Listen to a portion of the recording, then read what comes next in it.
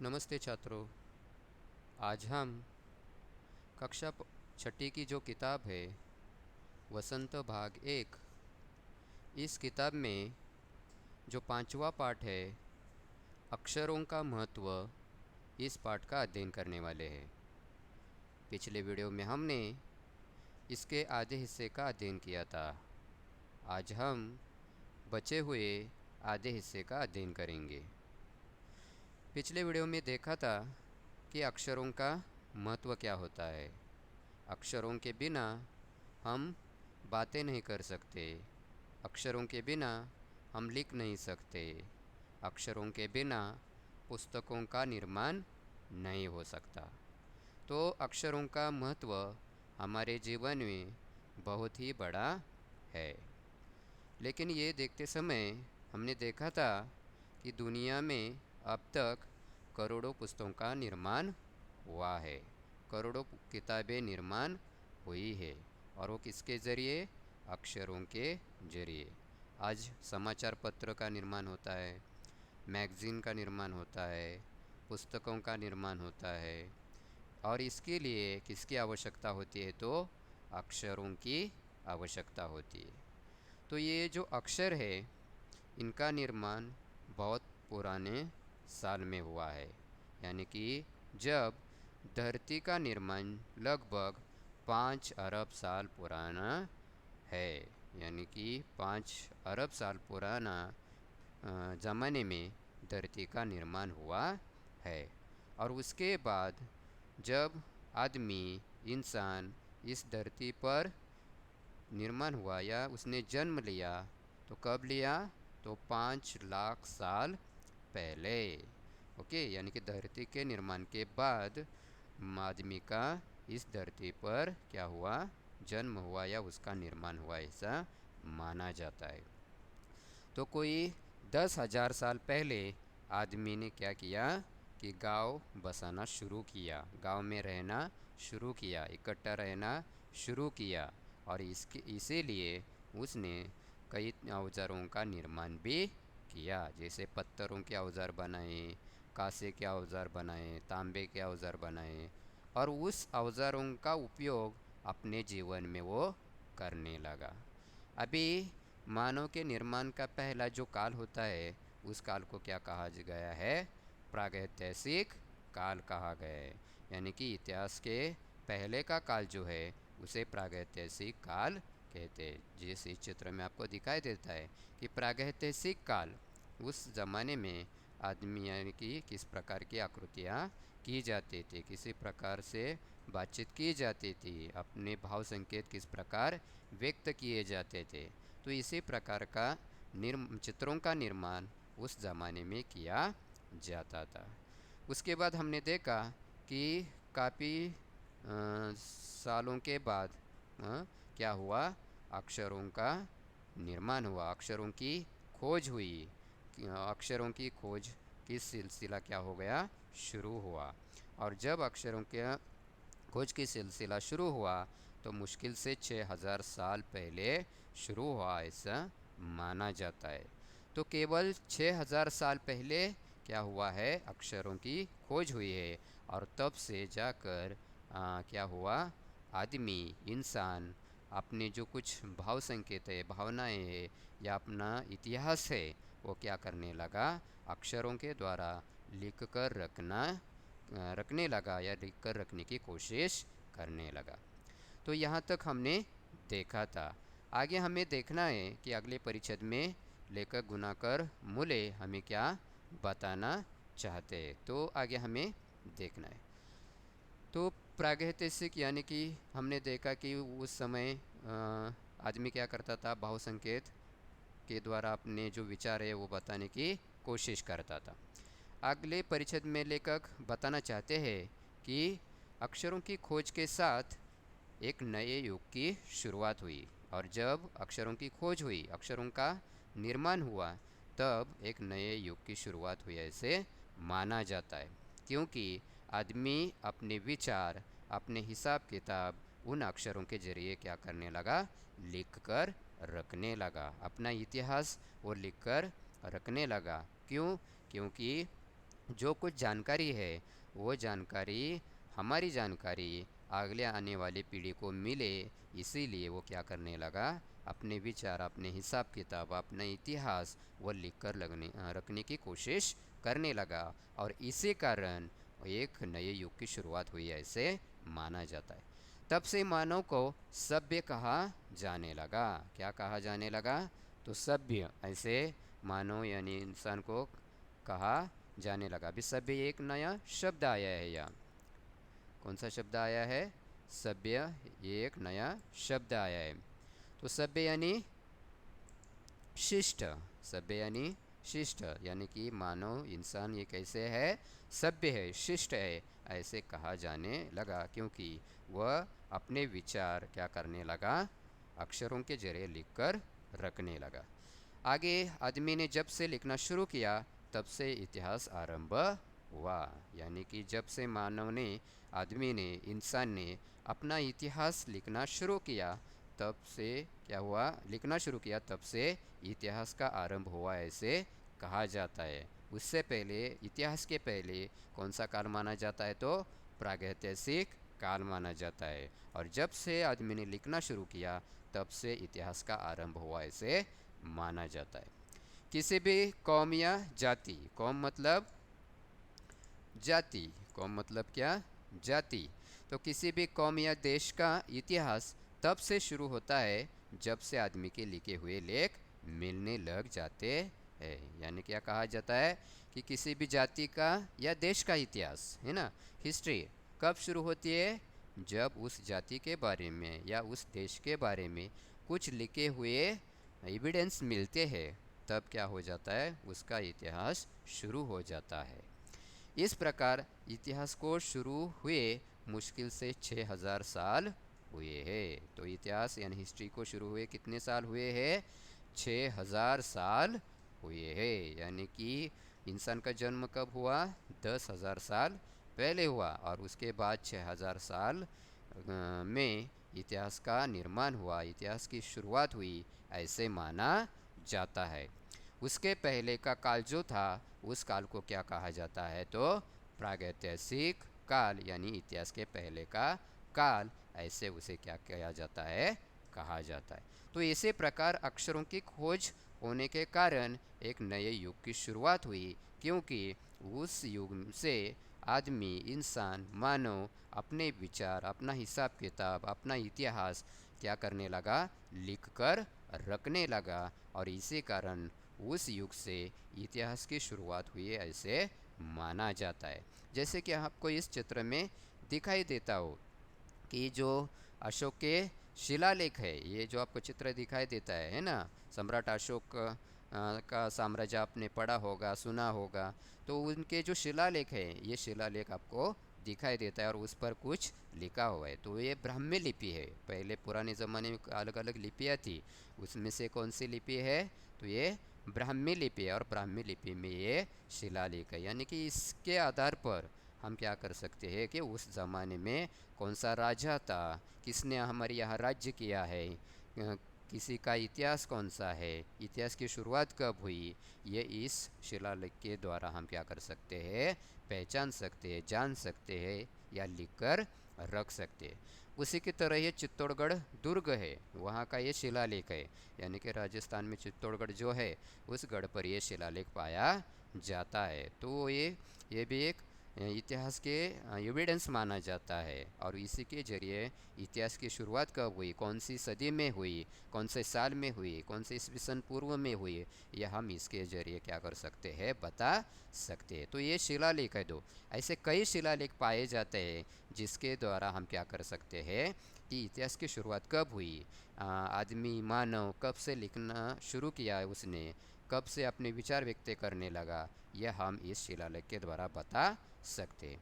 जैसे शिलालेख से बता सकते हैं, वैसे आपको मालूम होगा कि ताम्रपट या ताम्रपत्र, इसके द्वारा भी आदमी, इंसान क्या करता था, अपने विचार लिखकर रखता था। जैसे ये देखो, भारतीय ऐतिहासिक प्रशस्ति परंपरा एवं अभिलेख है ना, डॉक्टर श्री कृष्ण जुगनू। तो यानी इसने लिखा हुआ ये क्या है, ताम्र पत्र है। यानी कि पहले पुराने ज़माने में क्या किया करते थे, जो ऋषि मुनि थे या लोग थे वो क्या करते थे, ऐसे ताम्रपत्र पर अपने विचार या अपना ही इतिहास लिखकर रखते थे। आपको मालूम है बच्चों कि जैसे कि अक्षरों की खोज हो गई, उसके बाद हम आज देखते हैं सुनते हैं कि आज रामायण हुआ है, महाभारत हुआ है ना। ये किसी ने देखा है क्या? नहीं देखा है, लेकिन ये हुआ है। ये हम कैसे बता सकते हैं? तो जो रामायण की जो कथा है, यह उसका किताब है, वो हमारे पास है, जो ऋषि मुनि ने क्या किया है, लिखकर रखा हुआ है। उस एविडेंस के द्वारा हम बता सकते हैं कि रामायण यहाँ हुआ है, महाभारत यहाँ हुआ है। या हमारे महाराष्ट्र में हम जिसे देवता मानते हैं, है ना, जो हमारे स्वराज्य का निर्माण किया, जो हमारे छत्रपति शिवाजी महाराज है, हमें उस देखा है क्या? नहीं देखा है, लेकिन उनका जो इतिहास है वो लिखकर हमें मिलता है, हम पढ़ते हैं और हम ये तय करते हैं कि उन्हीं के कारण आज हम महाराष्ट्र में अच्छे से ज़िंदगी बिता सकते हैं। उन्होंने स्वराज्य का निर्माण किया है। ये किसके द्वारा हम कह सकते हैं? तो ये किताबों के द्वारा, किताबों में लिखे हुए अक्षरों के द्वारा। तो इसी प्रकार जब से अक्षरों का निर्माण हुआ, तब से शिलालेख के द्वारा, ताम्रपत्र के द्वारा या कई ऐसे जो पत्र है, ऐसे पत्रों के द्वारा भी हमें क्या किया जाता है, इतिहास की जानकारी मिलती है। ये अलग अलग लिपियाँ हैं, उस काल में अलग अलग लिपियाँ थी, है ना। तो उन लिपियों में लिखे गए ये क्या है, पत्र है, और इसी के जरिए हम इतिहास की शुरुआत कब हुई ये हम बता सकते।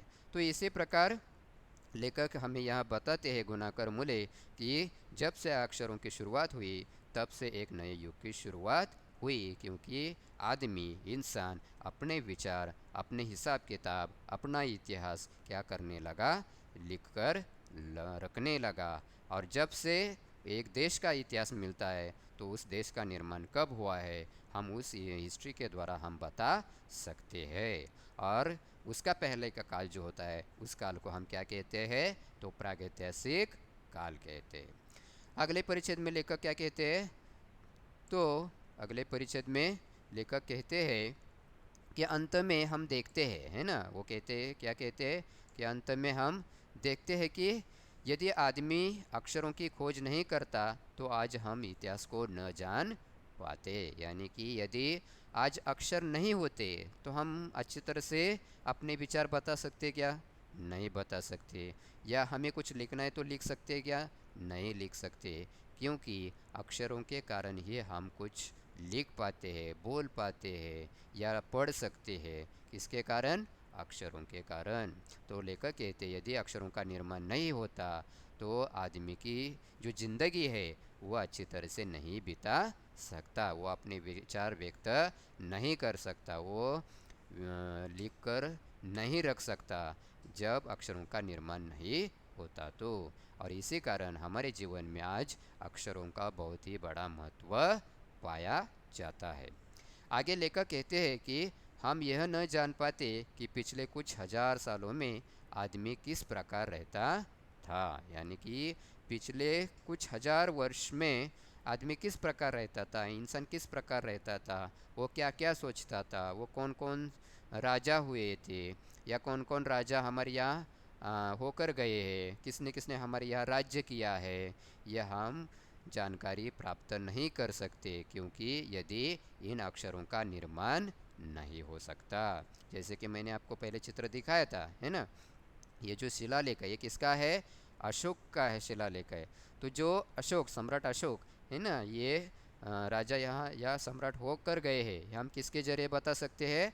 तो ये जो लिख कर रखा है इसके जरिए हम बता सकते हैं। या चित्तौड़गढ़ है ना, ये चित्तौड़गढ़ कब निर्माण हुआ, कैसे निर्माण हुआ, किस राजा ने निर्माण किया, किस राजा ने वहाँ राज्य किया, ये किसके जरिए हम बता सकते हैं? तो ये जो शिलालेख है उस पर लिखे हुए जानकारी के मुताबिक हम बता सकते हैं। यदि अक्षरों का निर्माण ही नहीं होता, तो हम ये जानकारी नहीं बता सकते, ऐसे लेखक यहाँ कहते हैं। या ऐसे कुछ ताम्रपत्र नहीं मिलते हमें, तो श्री कृष्ण के बारे में हम जानकारी प्राप्त कर सकते क्या? नहीं कर सकते। यदि रामायण हुआ है कि नहीं हुआ है, ये किसके द्वारा हम बता सकते हैं? तो रामायण इस किताब के द्वारा बता सकते। यदि अक्षरों का निर्माण ही नहीं होता तो किताबों का निर्माण नहीं होता, और किताबों का निर्माण नहीं होता तो हम इतिहास कोई भी नहीं पढ़ सकते। यानी कि उसी लिए किसकी आवश्यकता है? अक्षरों की आवश्यकता है, ऐसे लेखक हमें यहाँ बताते हैं। या उस काल में वो लोग क्या सोचते थे, कौन कौन से राजा हुए थे, वो किस औजारों का उपयोग करते थे, वो अपने विचार किस प्रकार व्यक्त करते थे, आदि बातों की जानकारी हमें किससे मिलती है? तो उस इतिहास के जरिए मिलती है, और उस अक्षरों के द्वारा ये हम पढ़ लिख सकते हैं। लेखक आगे बताते हैं कि मनुष्य जो है ना, अक्षरों की खोज मनुष्य की सबसे बड़ी खोज है ना। आज हम देखते हैं कि कई चीज़ों की खोज अलग अलग वैज्ञानिकों ने की है ना। हर एक चीज़ के नाम से एक वैज्ञानिक का नाम क्या किया जाता है? जुड़ा जाता है। लेकिन अक्षरों की खोज ये किसी एक आदमी की खोज नहीं है। किसी एक आदमी का नाम उस अक्षरों के साथ नहीं जुड़ा जाता है। ऐसे कहा जाता है अक्षरों की खोज मनुष्य की सबसे बड़ी खोज है। अक्षरों की खोज करने के बाद ही मनुष्य अपने विचारों को लिखकर रखने लगा, अपने विचार बताने लगा, और इस प्रकार एक पीढ़ी के ज्ञान का इस्तेमाल दूसरी पीढ़ी के उपयोगी आने लगा, या दूसरी पीढ़ी क्या करने लगी? उसका उपयोग करने लगी। अक्षरों की खोज करने के बाद पिछले 6,000 सालों में मानव जाति का तेजी से विकास हुआ। जब से अक्षरों का खोज हुआ, इन अक्षरों का निर्माण हुआ, उसके बाद पिछले 6,000 सालों में मानव जाति का क्या हुआ है? तेजी से विकास हुआ है। क्योंकि वो जो अक्षरों के बारे में आदमी क्या करने लगे? पढ़ने लगे, एक दूसरे के विचार लिखकर रखने लगे, और वही विचार अगले पीढ़ी को क्या करने लगे? मार्गदर्शक करने का काम करने लगे, रास्ता दिखाने का काम करने लगे। क्योंकि जो अनुभव है, उस अनुभवों के द्वारा आदमी अपने जीवन में क्या करने लगा? परिवर्तन करने लगा। और इसी कारण पिछले 6,000 सालों में मानव जाति का तेजी से क्या हुआ? विकास हुआ है। लेखक आगे बताते हैं कि यह महत्व है अक्षरों का और उनसे बनी हुई लिपियों का, और इसी कारण अक्षरों का यह बहुत ही बड़ा महत्व है, क्योंकि उन्हीं के कारण ही आज हम इतिहास जान सकते हैं। और उन्हीं उनसे ही बनी हुई जो लिपियां है ना, ब्राह्मी लिपि हो, देवनागरी लिपि हो, तो अलग अलग जो लिपियां है, उस लिपियों का भी बहुत बड़ा महत्व है। क्योंकि उन्हीं के कारण आज हम अपना जो वैज्ञानिक है, जो होकर गए ऋषि मुनि है, जो होकर गए राजा है, उनके विचार आज हम क्या कर सकते हैं? पढ़ सकते हैं। उनका इतिहास हम जान सकते हैं। किसके कारण? तो अक्षरों के कारण, लिपियों के कारण। और इसी कारण अक्षर और लिपि इन दोनों का बहुत ही बड़ा महत्व है, ऐसे क्या लेखक हमें बताते हैं। अभी छात्रों, आपको मालूम है कि अक्षर या लिपि कब निर्माण हुई? इसके कोई सबूत, इसके कोई एविडेंस आपने पढ़े हैं? आपको कोई मालूम है? तो अक्षरों का पहला सबूत कहाँ मिला है? तो चीन में मिला है। कहाँ मिला है? चीन में मिला है। जो 14,000 ईस्वी सन पूर्व में एक बैल के कंधे पर क्या किया था? वो लिख कर रखे थे। जैसे आज हम देखते हैं कि अलग अलग शिलालेख मिलते हैं, ताम्र पत्र मिलते हैं, तो उसी प्रकार चीन में एक बैल की क्या था? पुतला था। और उस बैल के पुतले के ऊपर क्या किया था?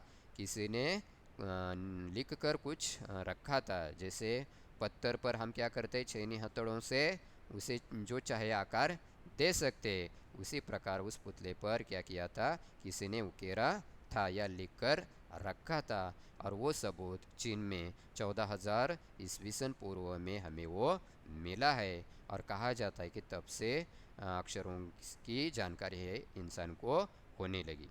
दूसरा, ऐसे भी कहा जाता है कि सबसे पुराने अक्षर हमें हड़प्पा से मिलते हैं। तो आपने हिस्ट्री में पढ़ा होगा हड़प्पा संस्कृति के बारे में, है ना।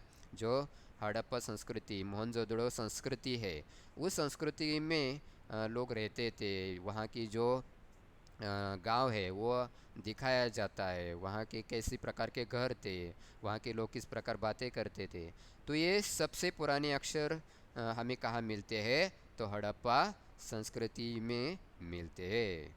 तो ये जो अक्षर थे वो कैसे थे, तो बाईं से दाईं ओर लिखते थे। लेकिन आज हम क्या करते हैं, कैसे लिखते हैं, बाईं से दाईं ओर लिखते थे। तो इसी प्रकार आज हम लिखते। तो आगे जो मैंने दिखाया, अशोक के बड़े बड़े अभिलेख, यानी कि चित्र में जो अशोक, सम्राट अशोक का ये जो दिखाया, इससे भी कहा जाता है कि इससे क्या हुआ, ब्राह्मी लिपि से ही अक्षरों का निर्माण हुआ है, ऐसे भी कहा जाता है। तो इसी प्रकार ये अक्षर और लिपि तब से निर्माण हुई है, ऐसे कहा जाता है। आगे लेखक कहते हैं कि अतः हम सबको अक्षरों की कहानी मालूम होनी चाहिए। तो लेखक कहते हैं कि हमें अक्षरों की कहानी क्या होनी चाहिए, मालूम होनी चाहिए कि अक्षरों का निर्माण कब हुआ, कैसे हुआ, कहाँ हुआ, किस प्रकार हुआ, इसकी जानकारी हमें मालूम होनी चाहिए। और इसी कारण इस निबंध में लेखक ने अक्षरों का महत्व बताने की कोशिश की है।